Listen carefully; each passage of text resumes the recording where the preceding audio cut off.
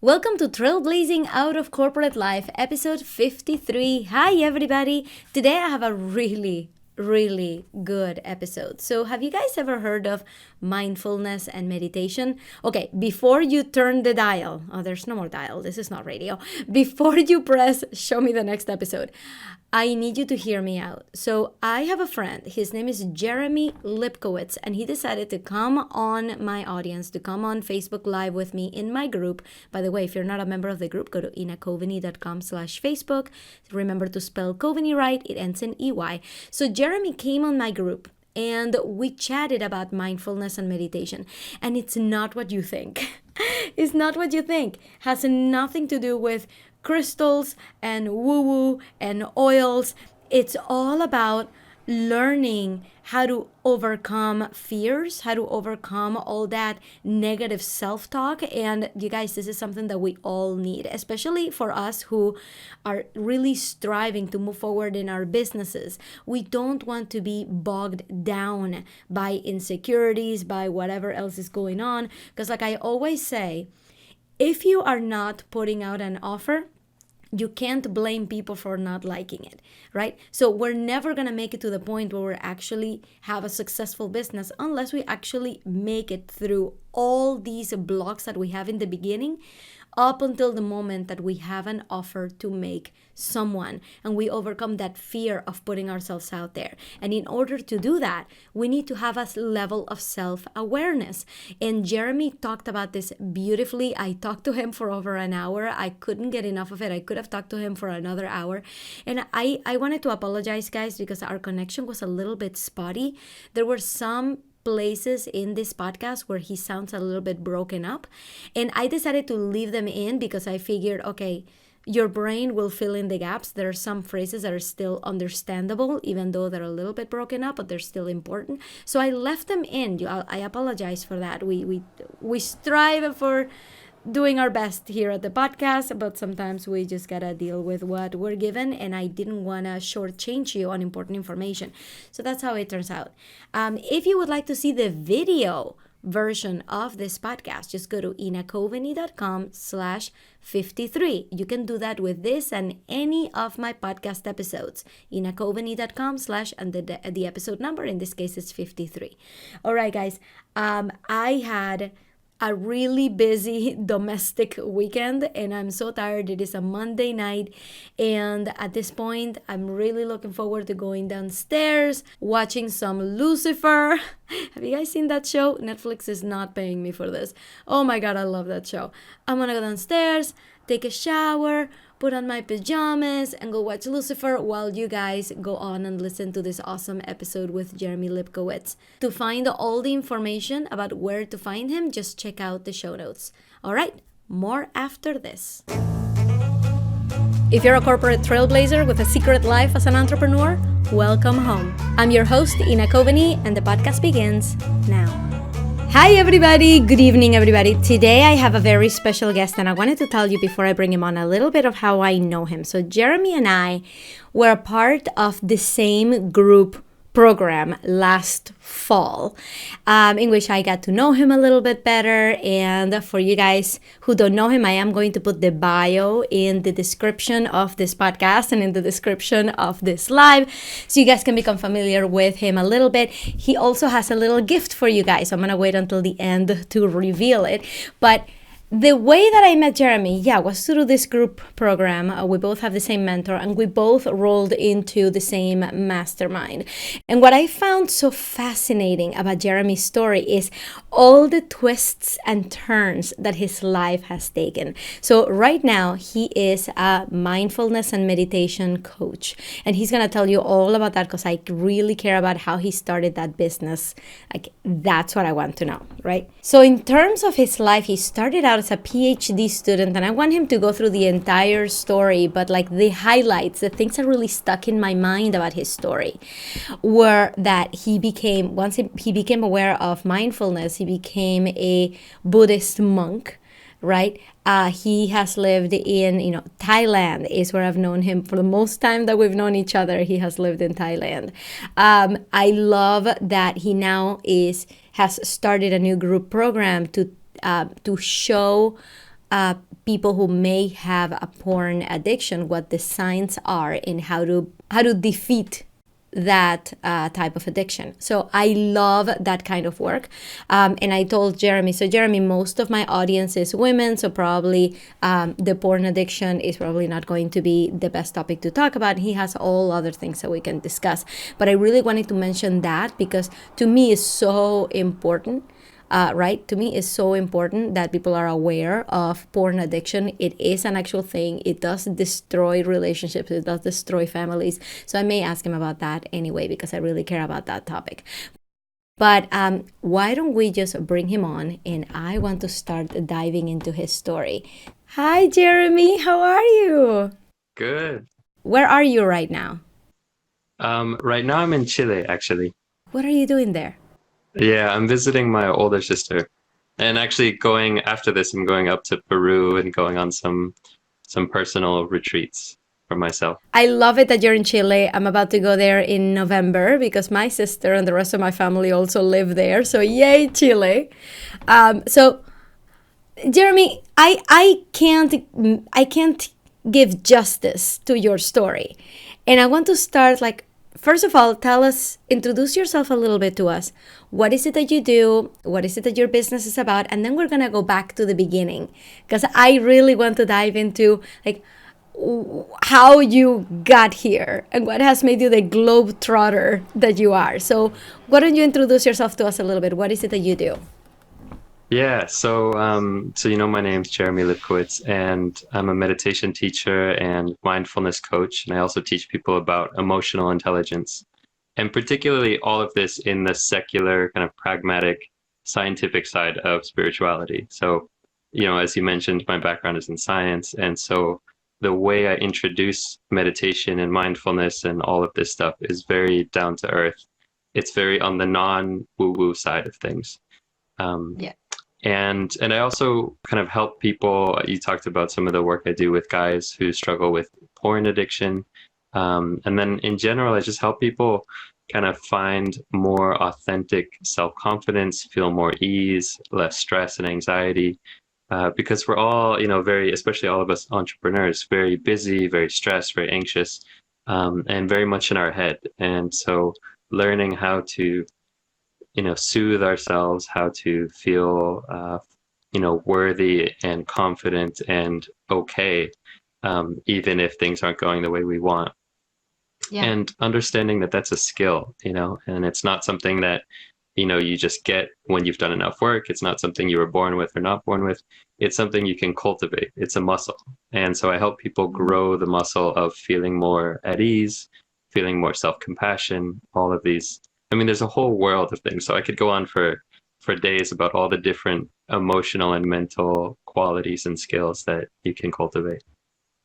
Well, we're going to talk a little bit about that because I know that in the work that I do, I also work with clients who go through this, who feel stuck, who feel like it's them and they're overwhelmed. And I've seen them become overwhelmed over things that, I may consider, like that's just a small bump on the road. So the overwhelm is real, right? The need to be able to soothe yourself in this moment so you can continue to move forward with a positive attitude, that is important. It's just as important as anything else, as the strategy, as understanding why you're doing things. Like that is so important. I tell people like, if there's one thing that you could learn right now that is going to help you for the rest of your business career is to really be able to deal with quote unquote failure. I don't call failure because to me the only way to fail is to never start or to quit. So anything else is just trial and error and you just keep moving. So we're going to dive into that because I really want everybody in this group to understand how that works to your advantage, understanding all of that. But I want to go back to the beginning. Talk to me like from the moment you were born. Where were you born? What was your upbringing like? Tell me like what your career was like and how did everything just take an unconventional turn? Most of my childhood and young adulthood into my college years was in the sciences. And I was always a very kind of staunch scientist, very interested in reason and rationality, and I was a kind of a hardcore atheist, atheist with a capital A. I would argue with people about evolution and read all the science books and all that stuff. And so I was very, science oriented, and I still love science. And I was working my way up. And so, the similarities for me, I wasn't in the corporate ladder, but I was in the academic ladder. And so there are a lot of similarities between, corporate ladders and academic ladders. And I was working my way up and was very successful at it. So I was a great student, always setting the curve on all my tests and in all my classes. And eventually, graduated undergrad and started a PhD at Duke University studying genetics and genomics. And it was around that time, in between undergrad and graduate school, when I started realizing that something was missing. And I realized that I was incredibly successful and everything was going perfectly on the outside. I was hitting all the right marks. But internally, I was really struggling. So I wasn't happy, even though I tried to put on like a happy face, tried to show everybody that I was, cheerful all the time.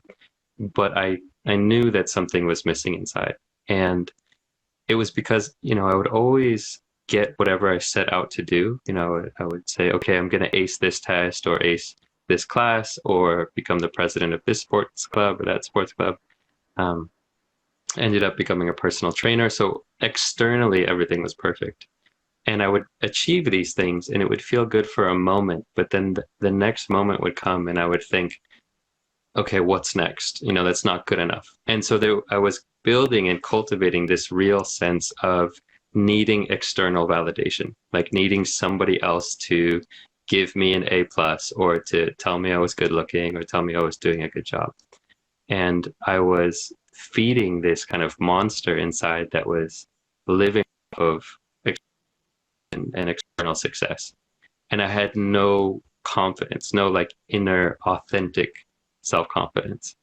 And it led to a lot of insecurity. It led to a lot of feelings of anxiety and kind of worrying about the future, worrying about where I was going to go to school. Was I going to be good enough? And my whole mind was just wrapped up in anxiety. And even though I was one of the most successful people at my school, getting full ride scholarship to Duke, at that point, and that's half of the story. The other half is dealing with porn addiction. And so I was, kind of, sweeping that under the rug. And it was like my dirty little secret is that I was struggling with porn addiction throughout college. And, when I graduated UC Davis, I realized that something had to change, that I couldn't keep living the way I was living. And that's when I started looking into something called positive psychology. So that's the kind of the recent field of study looking at human flourishing. So a lot of psychology for the past 50, 100 years was looking at, okay, what's the disease? What's wrong with this person? And how can we get them back to normal? So that's kind of classical psychology. And positive psychology started to ask the question, well, how do we make humans flourish? How do we cultivate well-being and happiness and joy? And there's a lot of really interesting science behind it. And that's, one of the turning points for me is for a long time, and Ina, I know you can relate to this. I always thought meditation and mindfulness was just a bunch of spiritual hippy-dippy crap. It's like for tree huggers, and I'm a liberal person, and I just don't like woo-woo stuff. And it was at that point that I realized that meditation is not a kind of mystical, buy some crystals and chant to your favorite deity, that it was much more about understanding what's going on in your mind, understanding what leads to anxiety, what leads to suffering, what leads to craving, what leads to jealousy, and understanding what are the factors of the mind that lead to genuine happiness, genuine, confidence and compassion and connection and all these beautiful things that lead to a good life.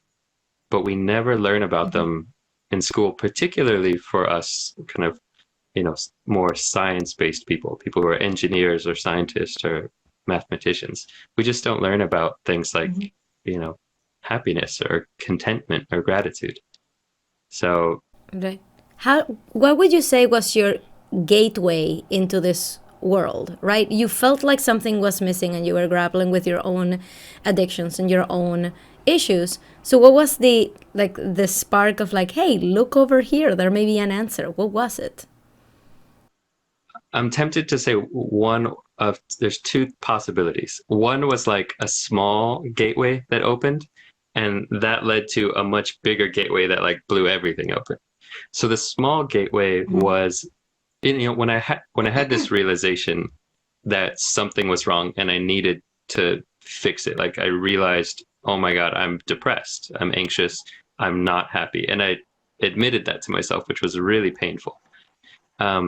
And so when I realized that something had to change, I remember going to the bookstore and looking at books on happiness, because I had the thought that I was like, it doesn't matter what I do anymore, I'm never going to be happy. Like it doesn't matter what I achieve, I can't be happy. So I started looking for books on happiness, and I found one, I think it's called Happier, by Tal Ben-Shahar. And it's basically just a book on positive psychology and some of the studies at that time about what is positive psychology finding out about human happiness. And that book started to open my eyes of like, oh, people are studying this and studying, human well-being. And that opened my eyes to the possibility that like, oh, other people know more about this. And if I want answers, I can keep following these scientists. That book led me, I forget how, but it led me to a book called Happiness by Mathieu Ricard. And he is what I love about his history is very similar to my own. So he was a molecular biologist in France, getting his PhD, and traveled to India and realized he wanted to learn about meditation and became a Tibetan monk and has been, one of the most famous Tibetan monks for the past 40 years. And he wrote this book on happiness and kind of the theoretical underpinnings of what does it mean to be happy? What does it mean to suffer? And where does unhappiness and suffering come from? And that book completely blew my mind. Like, I'm the type of person that takes notes in my books. I'm an avid reader and I love reading. And I remember every other sentence in this book was underlined and starred and circled. Not just like, oh, okay, underline. Like, it was like underline, like on the margin, big stars. The book just completely, it completely addressed everything I was feeling about, suffering and depression and anxiety and struggle and addiction and craving. And it completely opened my eyes to a whole new world. As you're talking, I'm starting to draw a lot of parallels with the way that I used to feel, with the way that I'm sure a lot of people who are watching, are feeling. The fact that we're very smart and resourceful people, right? So we already have the thought that, nothing can get in our way. If I want to get an A on that test, I'm going to get an A on that test. If I want to go to grad school for genetics, I'm going to go to grad school for there's nothing getting in my way. So when we're so smart and resourceful, we kind of start to get in our own way because we believe that we're doing all the right things already. So if we're doing all the right things and things are perfect and I have a house in the suburbs of Boston with a 2-car garage and a husband who loves me and 2 perfect children, then things must be fine, right? When in reality, there's so much more to us, and it's hard for us to believe that with our smarts and our resourcefulness, we can't figure it out. So it's like you got to that point where you're like, okay, I've done all the right things, and I'm smart and resourceful, so I should have figured it out by now, so therefore, I will never be happy. This is just as good as it gets. That just blew my mind, because that's exactly how it feels to be trapped. And I think there's so many parallels with the people. I mean, so many of the people in this group, and I relate to this, it's a lot of the people in this group are so smart and successful and can accomplish so many things. And it's just that we're on the wrong ladder, it's just like we're pointed in the wrong direction. And so if you commit all your energy to being successful, you can be successful, but it might not be the thing that brings you actual fulfillment and happiness.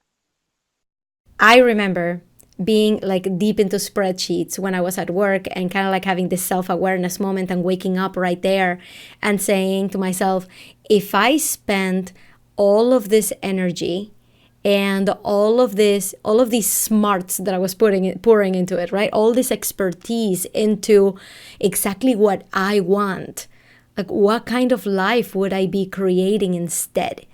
Right? Can you imagine refocusing all that smarts and all that resourcefulness into something that actually brings you joy?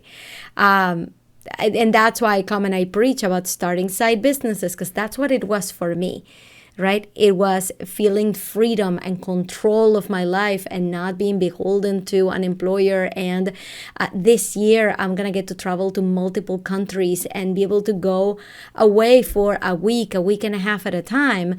And I'm loving that kind of life that I would never have been able to have if I was just stuck to 3 weeks of vacation, right? Plus some holidays. So that's the stuff that really comes up for me. And so how did you go from reading books on happiness to becoming a Buddhist monk? Yeah. So that's the next transition, the next kind of phase of my life. So in between, after I left UC Davis, I traveled to India for a few months. So before I started grad school, I had already kind of been accepted into graduate school, into my PhD program. And I had a few months to kind of do whatever I wanted with. And fortunately, my mom was going to India and asked if I would go and be her bodyguard and carry her luggage around for a month. And I had the time, so I said, sure, I'd love to go with you. And so she went for a month, and I was with her for that month. And then I stayed on for another 2 months. So I was in India for 3 months. And during that time, I basically just read everything I could about meditation, about mindfulness. And that's when I started doing silent meditation retreats. So really diving into the practice and learning about, how do you actually practice mindfulness and meditation, as opposed to, all the things I had thought about it. I thought it was all sorts of things that it turns out, has nothing to do with meditation. So I did these kind of 10-day silent retreats where you don't read, you don't write, you don't talk to people. You're really practicing present moment awareness for 10 days straight. And that's where I got my first taste of seeing how crazy I was. The thing is, we're all crazy. We're all completely insane. We're all neurotic. We're all, full of jealousy and rage and insecurity. The thing is, all of us have that. We're just not really aware of it. And so we're wandering around our life on autopilot, living out a lot of these things and acting them out. And so we're acting out our greed, our jealousy, without realizing that we're just kind of spewing this all out.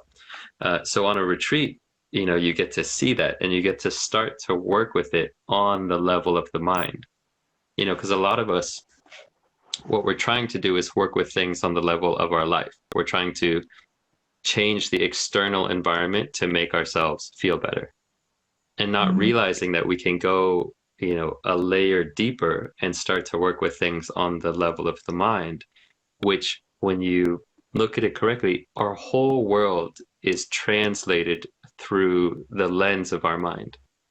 So, two people could be seeing the exact same thing and it be interpreting it completely differently. So 2 people could be saying the same piece of cake, and one person would be filled with so much, humble gratitude, like, oh my gosh, this wonderful piece of cake. And another person could see the exact same piece and say, this is rubbish. How dare they bring this to me? And so our suffering and our happiness is all related to how we're relating to what's going on in our life. So it's so powerful. It's like, if you care about being successful, if you care about being happy and joyful and grateful, it's not about what you have or what those things influence it for sure. But starting at the level of the mind is paramount. And actually, you reminded me of something I heard in a podcast at some point, that it's like you are not an objective participant in the world. You're not an objective observer of facts. It's as if there is a little messenger between what's actually happening and your brain. And that messenger is a drunk and and a liar and like the most unreliable person in the world. Like that's what you're seeing the world through. I mean, it's worse than that. Not just a drunk and a liar, but just like the most insecure, full of rage and jealousy. It's like that little voice in the head is usually full of just all these nasty things. And yet we listen to that thing and we think it's telling us the truth. Right.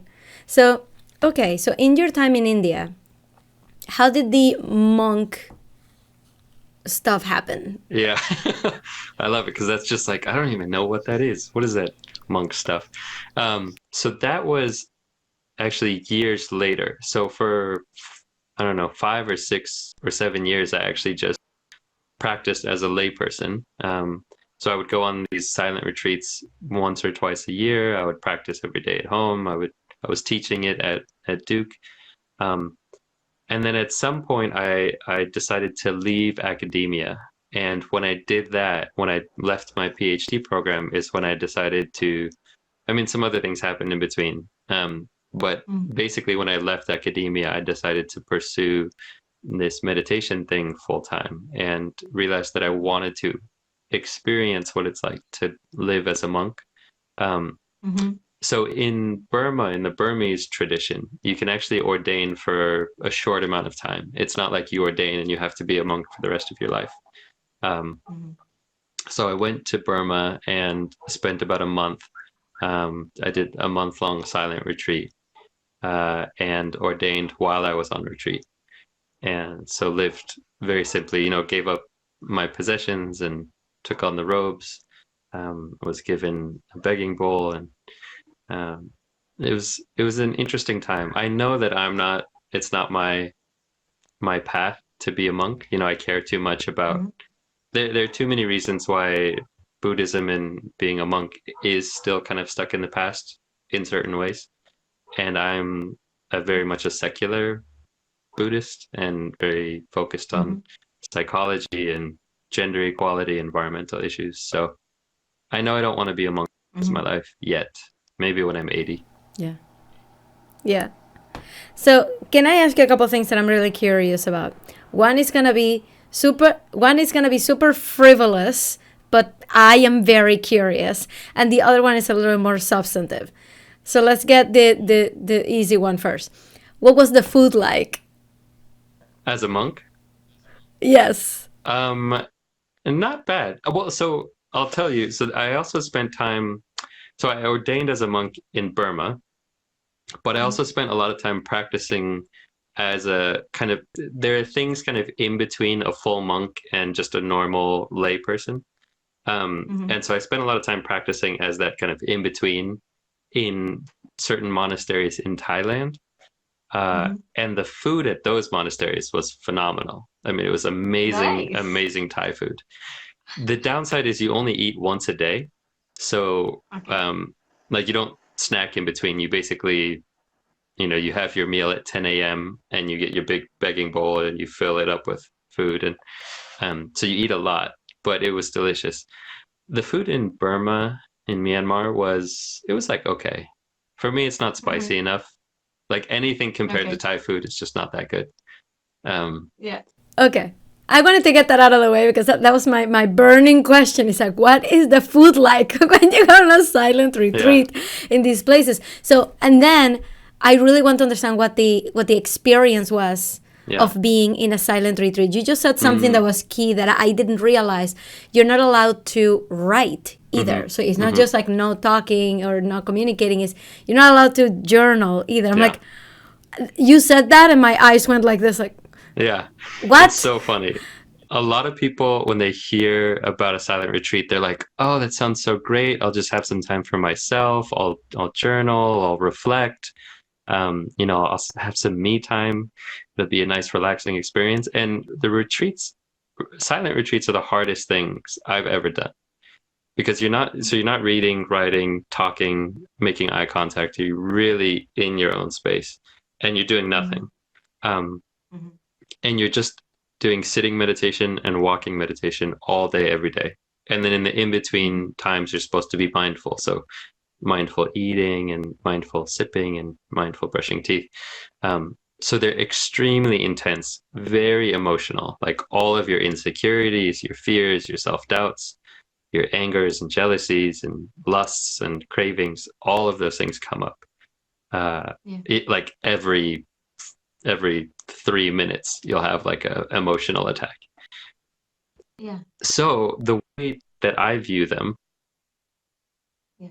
training ground, like if you imagine a warrior to a training camp, practicing his skills or her skills, to me, it's the same. It's like, how can I, hone my skills of emotional intelligence, of awareness, of patience and compassion, and all of these beautiful mind states. It's a place to cultivate those intentionally, but it takes hard work. They are very intense and very emotional, and for me, that's the benefit of them, because you're intentionally going into a situation where you're going to be experiencing strong emotions, and it gives you an opportunity to practice. How do I respond to self-doubt? How do I respond to fear? How do I respond to anxiety? And in the context where you can't run away, you can't just go snack and, like do some emotional eating. You can't just go to Netflix and watch a TV show. You actually have to confront them and see them with mindfulness and compassion and say, oh, wow, okay, insecurity is coming up. How can I turn towards this with gentleness, as opposed to like, I don't want to see it, I'm insecure, give me some chocolate, So it's a fantastic way to really cultivate emotional intelligence and learning how to deal with difficult emotions, because normally our society, and this is 100% true for me, we have the tendency to run away from difficult emotions, to try to numb ourselves, or do whatever we can to avoid them, food or sex or drugs or entertainment, rather than working with them skillfully. First of all, how long were these silent retreats that you went on? The ones I go on are anywhere from like 7 to 14 days. The longest one I've done is 21 days. Yeah. If I were to ask you, what was the biggest takeaway about yourself that you got out of those retreats, what would it be? Oh man, that question, it's really too tough, because it's like everything, like you learn about every aspect of who you are, all of the fears, all the insecurities, all the unworthiness that you feel, it's all comes out there, and it's all a place to learn how to work with it. And so I guess the one takeaway, if I had to really say something, is it's just the importance of self-compassion and being kind and gentle with yourself. And that's, in my role as a meditation teacher, that's the one thing that I try to come back to again and again for people, is it doesn't matter what's happening. Like, it doesn't matter if you're completely unfocused and you can't concentrate and you feel awful. No matter what's happening, just, sending yourself love, learning how to love yourself, learning how to be gentle, and tell yourself, okay, I love you. That's the most important thing. It all kind of comes down to that, because we're, as humans, we stress over everything.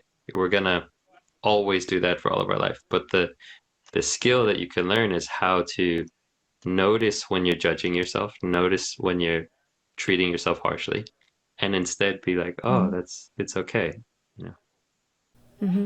Yeah, that's something that has been extremely hard for me to do for myself. And I know that because I've, like I said in the beginning, I have seen my clients be extremely hard on themselves, right?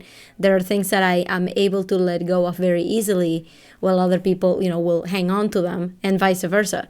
There's a lot of things that people just brush off that it destroys my day.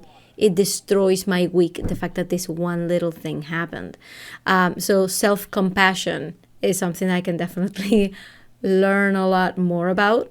If you were to give us just a few tips, and I understand that nothing would replace the experiences that you went through to actually overcome these things and to actually learn this, but what can we walk away from? What would you like to teach us right now so we can have a little bit more self-compassion? Yeah, I mean, one of the best ways to frame it for yourself is learning to just ask the question, like, how would I respond to a friend if they came to me with the exact same situation? Because it always, whenever you put it in that framework, it's obvious to see, like, oh, of course, if a friend came to me and said the exact same thing, of course I would tell them it's okay. Of course I would say, like, don't worry about it, like, try again next time. And yet we're always, when it's ourselves, we're very judgmental and hard on ourselves. So that's the reframing. The problem with that is that it's much easier said than done. And one of the reasons that's true is because usually we're not actually aware of the self-judgment until afterwards. And sometimes until like hours or days afterwards. And so one of the most important things in the beginning is cultivating the skill of mindfulness or awareness. It's particularly awareness of your thoughts. And so, this is the hardest realm of awareness, because it's a lot like asking a fish, how's the water? You say, like, talk to a fish, you say, how's the water? They're like, what water? And when you ask a person, like, what kind of thoughts are you having? They're like, what thoughts? I'm not thinking, because our whole life we've lived with our thoughts and we just take it for granted. We just assume that's reality. It's just telling us what we're seeing, not realizing that it's like the little person you're talking about. There's a little, like, what's the word? Somebody's commenting on a sports game, commentator. There's a little commentator, just like, and that commentator is very negative, particularly towards us. And so to realize, so I lead retreats sometimes called Quieting the Inner Critic. And it's all about learning how to see the voice of the inner critic. But in order to do that, it takes the skill of mindful awareness. So starting a daily meditation practice where you're starting to look at your thoughts and see what kinds of thoughts you're having and what the thoughts are saying is so powerful. I would say if the most, and actually just created a YouTube video on this. It was called, like, the most important skill you can learn if you want to improve your life. Hands down, the most important skill for self-improvement, personal development, success, entrepreneurship is self-awareness. If you don't have self-awareness, you're just a robot. You're just on autopilot. If you want to be able to improve yourself and to level up and to become a high performer, you need to have self-awareness. Self-awareness is the foundation for every other emotional intelligence competency. So if you want to have emotional management, if you want to have motivation, if you want to have empathy and social skills and leadership, they all need the foundation of self-awareness, because that's where everything starts. One thing that you said in the beginning that I love, you're like, you can relate to this, that, it's, for me, mindfulness is not about the woo-woo. Like, you're a very pragmatic person. Like, it's not about, like, okay, now get yourself some crystals and some oils and some incense, and I'm like that. I'm like, give me tactics, give me steps, so what you're saying right now, the way that you're talking about mindfulness and meditation, is making me actually think, wait, this is basically having more control over your own mind, right? What they tell you is that you don't really have control over your emotions or your thoughts. And I remember talking to a client where, he was telling me about the thoughts that he was having. And I told him, like, well, I'm like, well, you just need to change your thoughts. And he's like, I can't do that. Like, those are my thoughts. Like, how do you control your thoughts? I'm like, well, if you don't do it, then who else is going to do it? If there's thoughts that are stopping you from something, who do you think is going to go into your head and change your thoughts? So what I'm hearing from you is like, okay, having more control over how you react to these thoughts. Yeah. So I'm really glad you brought this up, because it's a great, it's like a subtlety and a nuance that I'm really glad you brought up, because you'll hear this a lot, like, okay, control your thoughts or control your emotions, or you'll hear the opposite, like, you can't control your thoughts, can't control your emotions. And there's truth to both sides. The truth is that you don't have ultimate control over your thoughts and your emotions, that emotions and thoughts are not completely under your control. So, and you see this when you go on a retreat. You'll sit down to do an hour-long meditation sit, and just the strangest thoughts are coming up, and you have no idea where they're coming from. It's not like you sit down and think, I'm going to think about that time I was 3 and somebody stole my ice cream. It's just like things just come up, and you'll have violent images and sexual images and all sorts of things happen. And you realize that you're not in control of what happens, but you have a choice in influencing them. And this is the key. We haven't even talked about neuroplasticity. The key to neuroplasticity, to rewiring your brain, is not that you can just make a choice and, like, people say, oh, choose love. And it's like, you can't really just choose love. You have to slowly start to hardwire it in, and it takes persistent effort. And so what you're doing is you're slowly, over time, if you keep at it, if you're consistent and persistent, over time, you start to change the habits of your mind.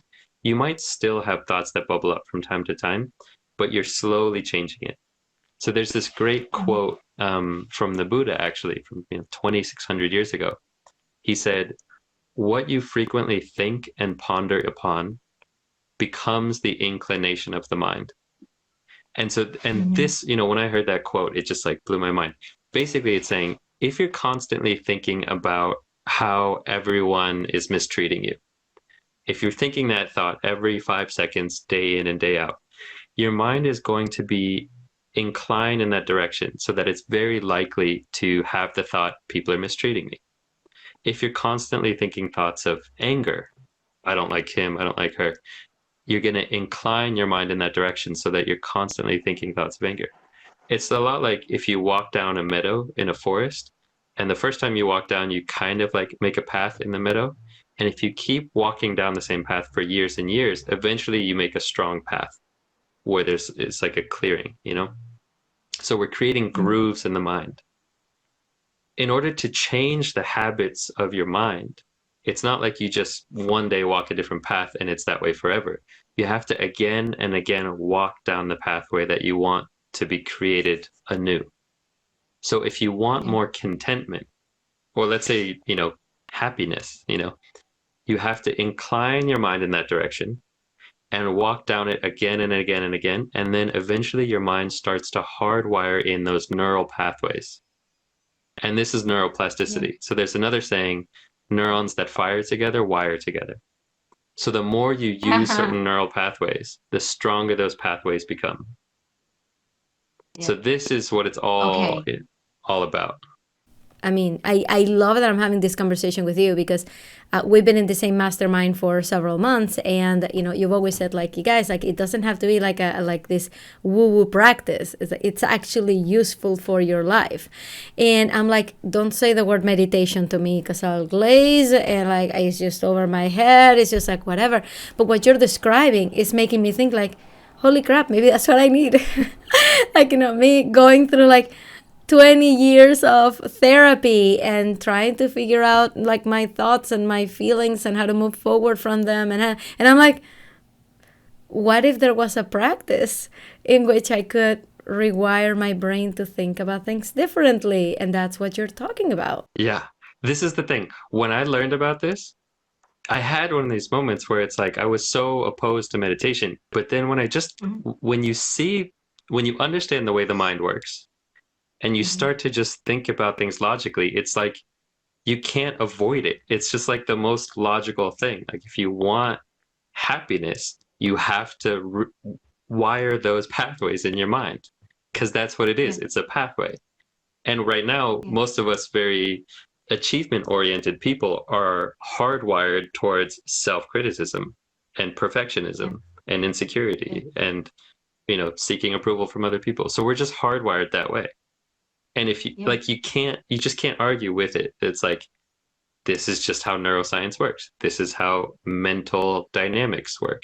So that's what I love. That's why I keep saying it in the mastermind. It's like, it's the most logical thing ever. Like, people say, ask me if I miss science, and I'm like, I'm still doing science. It's just the mind.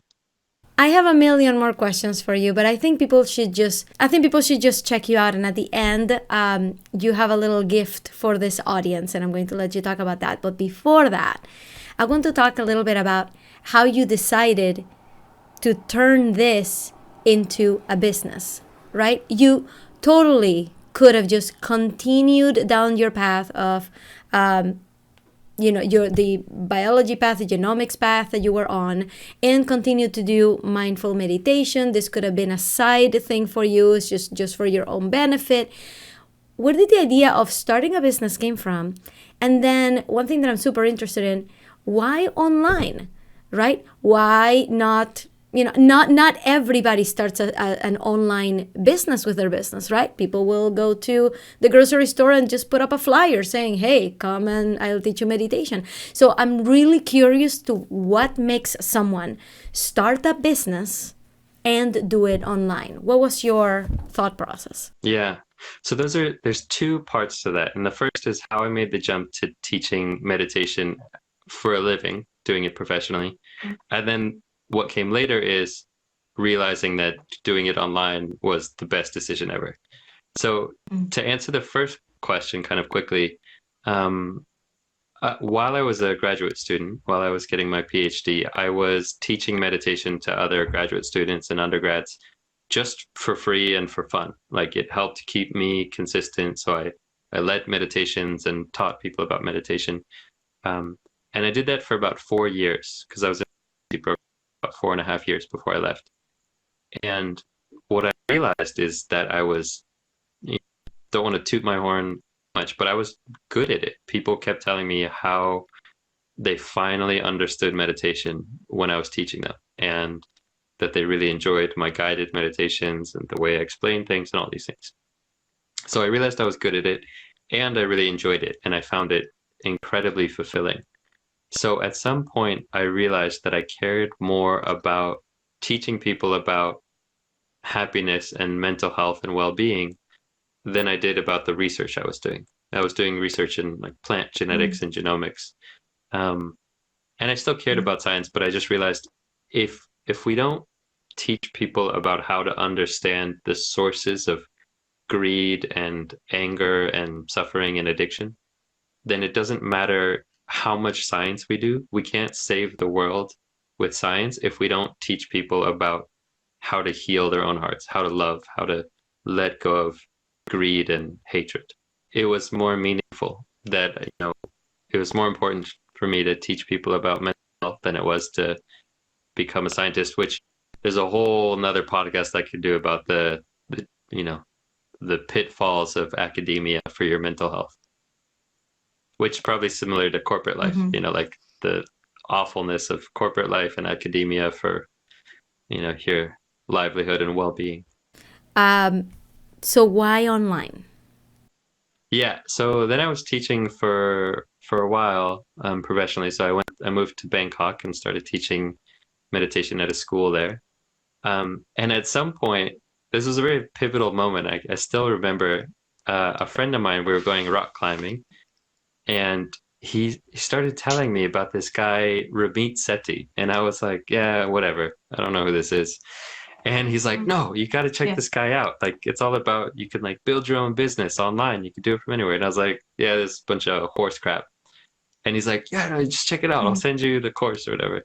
And so he sent me some information. And I remember I was super skeptical, doing it online, what does that even mean? And I started, watching some of the stuff from people like Ramit Sethi and Marie Forleo and all the great people out there. There's so many resources out there. And I started seeing examples. This is what the thing that really clicked it for me, is seeing examples of other people taking something that they're good at and doing it online, like creating a course or whatever, and making a living out of it. And it was just another one of those clicks, in the same way that meditation clicked. And it was just like, oh, this makes logical sense. Like if, X, Y, and Z, then, whatever. And it was the same with, starting a business online. It was like, oh, if there's so many people online, a lot of them have money, you can reach them, you can form a niche, like you can solve a problem. I just realized, oh, I can teach meditation online. And so I started doing it, and the rest is history. Yeah. Yeah.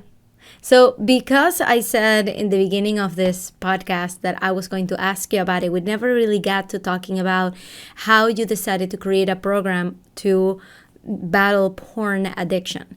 Yeah. I really wanted to hear that story, because this is a topic that I really, really care about, because I believe that, there's obviously healthy sexual practices, but I do believe that there are certain aspects of porn, especially, that just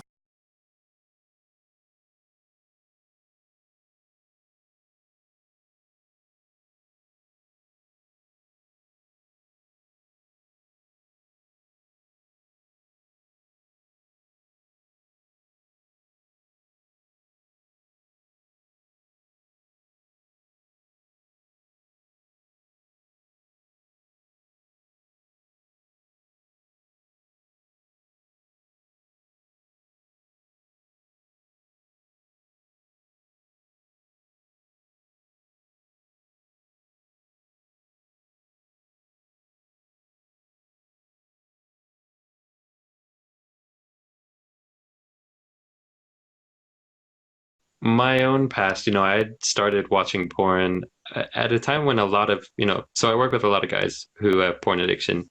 And, like most kids, we kind of start in maybe like 9 or 10 or 11 or 12, when we're young, and start getting access to the internet. And even before the internet, you start looking at magazines and things like that. And through college, it started to really exacerbate, and it got out of control. And for me, I was looking for a few hours every night, and I never realized how bad it was or the effect it was having on me. And this is why when I learned about neuroplasticity and kind of the effect of what you do with your mind, I realized that every night, I was going to bed, and for 3 hours, I was hardwiring my mind in this direction of craving sex and craving women and craving pornography. And this is what most guys and a lot of girls are doing to their minds. And the most dangerous part of modern day pornography is the prevalence of it online. So back when it was just magazines, it was a whole different beast. It was just, you kind of have one magazine, there's not a lot of novelty. In order to see something new, you actually have to go to a store, buy another magazine. But the fact that online, there's now like more sites devoted to pornography than there are any other sites online for everything, shows you just how much is out there. And because of the way it's structured in what are called tube sites, it's like you can just be seeing thousands of images or videos in a given night. And you're hardwiring your brain for seeking novelty, because every time you see a new picture or a new video, you get a little spike of dopamine and adrenaline and all these neurotransmitters, and you're becoming addicted to those spikes. So it's like if you were like, it's almost worse than some hardcore drugs, because, with some hardcore drugs, you get like a sharp dose of the feel-good neurochemicals. But with porn, it's like for 3 hours, you can be spiking the button just nonstop. Not good for our So society, just really as a whole, just in general. And it leads to a lot of issues for the guys. The objectification of the woman, just how that's really seeping into young minds at a very, very early age. I mean, some people have and that's alive and well. That's everybody. Also, watches when you start porn, looking at porn, right? you start getting Every into single worse person, and worse pretty things, much like more trust everybody you're talking to, in order right? to stay Has watched excited. porn to one time or another. And so there's porn so addiction much to me, research on it's the a it's downsides of I do believe pornography. that it's a really important And problem so to for solve me, in when I our realized this in society. my early 20s, So because I it really was care just about this this one, light I switch didn't of, want to oh my let you God, I gotta go without stop you doing this talking to to my us a little brain. bit about what that And program is like, how people that can was reach life about that changing. You know, it program. really saved my Tell me life a little bit more to make about that how that realization came and to about. stop doing it. And so now I realized, talking with some other friends of mine, how many other people struggle with this. I mean, like you were saying, it's really everyone. So many people. Yeah. Like every guy, they can't do studies on the effects of porn because there aren't enough people for control groups. Like they just can't fill any control groups because everybody's watched porn. Right. And it's so accessible. Every young kid has a phone in their pocket and can look at it. And it's exacerbated because it's such a sensitive topic that nobody wants to talk about it. And so it becomes this like shameful, dark secret for so many people, which creates even more problems. So Right. my friend and I started this group. We called it Controlled Mastery, and it's all about learning tools for self-mastery, self-control, learning how to, I mean, a lot of it is about learning how, it's mostly for guys. And so a lot of the group is about learning how to be, what does it mean to actually be masculine or to be a man? What are the things we actually want to be cultivating? And because a lot of times there's just no direction for guys. All that they learn about sexuality and masculinity is from porn videos, which is the worst place to learn about what it means to be a good person. Don't learn from porn. But that's everyone's education.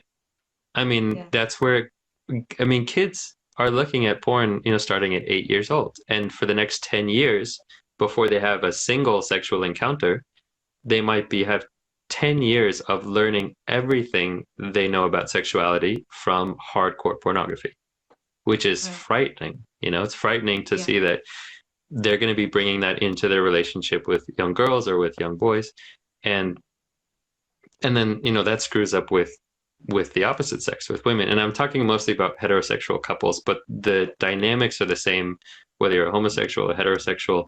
It's like we bring these things into our relationships, and they're just not true about what it means to have a healthy sexuality. And so learning about healthy sexuality is something that most guys don't get a chance to do. And most guys are just addicted to the dopamine and adrenaline and norepinephrine that porn gives them. And it's very hard to get off it for many reasons, but especially because of the privacy issues. It's like if you were addicted to cocaine and you always had cocaine in your pocket, Yeah. It's like, because people always have porn in their pocket, and you can always do it in your room at night when you're alone. So it's like, think about how hard it would be for an alcoholic. It's like you always have a bottle of whiskey in your pocket.